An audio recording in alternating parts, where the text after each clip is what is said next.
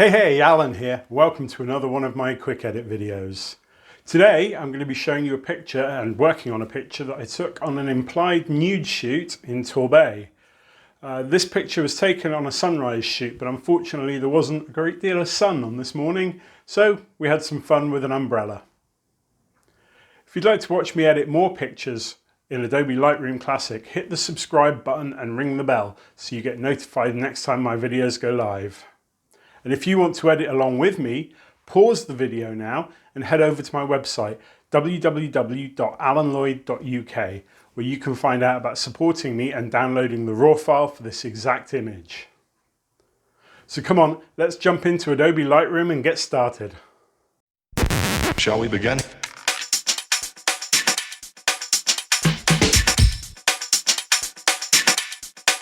Let's begin now.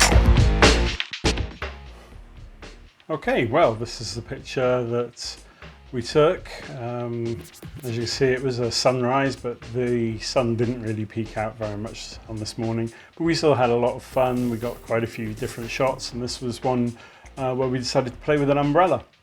So we're going to start by doing what we always do, heading down to the bottom and looking for lens correction tab. Remove chromatic aberration and enable profile correction. There we go, and I'm going to add some noise reduction on the luminance side. That's the first three things I'll do on every picture I edit. It's a good habit to get into. And then we scroll up to the top. Now, looking at the picture automatically, I can see it's not level, and those sort of things really bug me because it's after you've finished editing, you've shared your picture or printed it, and then you notice that you've just a little bit off, and it's just, why didn't I correct that in post? Now's the time. So always check to see whether you need to level your image.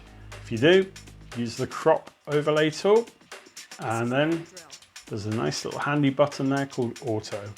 Sometimes it works, sometimes it doesn't. Most of the time it's pretty good. So we'll click auto and let Lightroom think about it, and there we go. It's chosen that which isn't level. So I'm going to manually, looking at the sea, the level of the sea across the picture. There we go. That's better. So now we've got a level picture to play with. Okay, I'm going to actually crop in a touch, not too much. Keeping the rule of thirds, I'm going to keep the model there. Now I'm checking the level again. Yep, okay, and click done. There we go. Now we've got the shadow, the model, and a nice background. So the first thing I'm going to do is see if we can bring out the sky a little bit more. So we'll bring the highlights down, up, down. It's not making a great deal of difference, I'm afraid, on this picture, but we'll see if we can do something. Shadows. Let's leave the shadows there for now.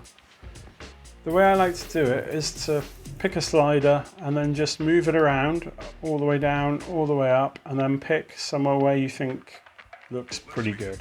With the whites and blacks, we set the points automatically by holding down the shift key and double clicking. Okay, and then Lightroom will set them to where it thinks is right, and it's not always right. So as you can see with this one, we've lost the model's face totally there, so I'm going to play around with them a touch and bring the blacks up.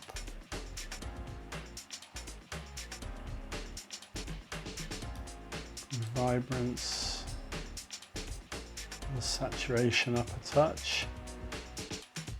If you want to make a certain part of your picture darker, we could use a graduated filter, which you can click and drag down. Now I'm going to hold the shift key when I do it, which will make sure it stays in a perfectly straight line. And I'm going to stop it there. And then you can add effects to that filter, so we can, as you can see, there we go, that's bringing out the sky by bringing down the exposure. I'm bringing up the shadows slightly because obviously we went over the model. But what you can also do is hold down the Alt key. Actually, can you do it on this one? No, I don't believe you can. On some effects, you can unbrush what you've put on. With the graduated filter, you're kind of stuck with it. But that would be also why we've got texture and clarity on there. We don't really want texture and clarity. I do want more saturation. There we go. I quite like the sky now. What else you can do is use the adjustment brush. Again, actually set correctly this time, texture and clarity, and you can brush it on where you want. So, as you can see the effect happening there. Now with this one, if I go over something, say I didn't want that corner done there, I can hold the Alt key down and unbrush the effect. So that just removes what you put on. I actually do want it all the way across the sand, so I'm going to go like this, right up to the model's feet, around the umbrella, carefully around the umbrella. Carefully around the umbrella that side.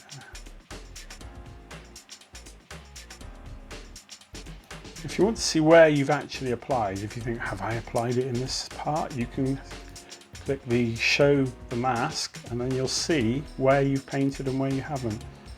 I'm going to take it up to there. Just like that. You could spend a lot more time on this than I am, and you could get it a lot better by zooming in, or even using a pen and tablet if you have one. I'm just doing it roughly just to show you how you can do it. And then we'll turn the mask off and have a look. That doesn't look too bad at all.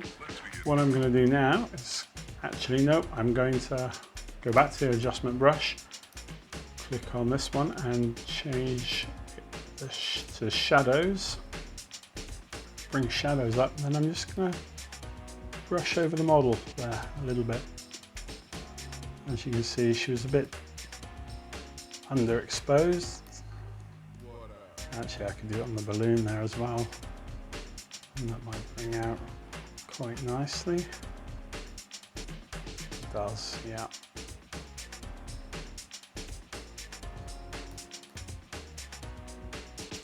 There we go, like that. Done. The last thing I think I would probably do on this image would be to add a little bit of a vignette. I like vignettes because it helps draw the person who's viewing the picture. It draws their vision into the center of the picture. And with this one, we don't want them to be focusing on what's on the outside. We want them to be drawn in. You see, you can go too far. I don't want to go that far. There we go. That's about right, I think. And that is about all I would do for that. Remember, you can spend more time on your images. You don't have to do your edits as quickly as I do. But this was just mainly to show you the different effects you can apply. So, if you like the picture or the video, please consider giving us a thumbs up, sharing the video, and if you want to know when my next video goes live, hit the subscribe button and ring the bell. Thanks for watching. Bye-bye for now.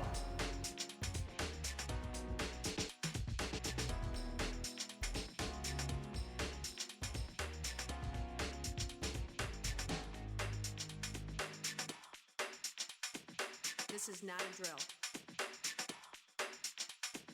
Repeat, this is not a drill.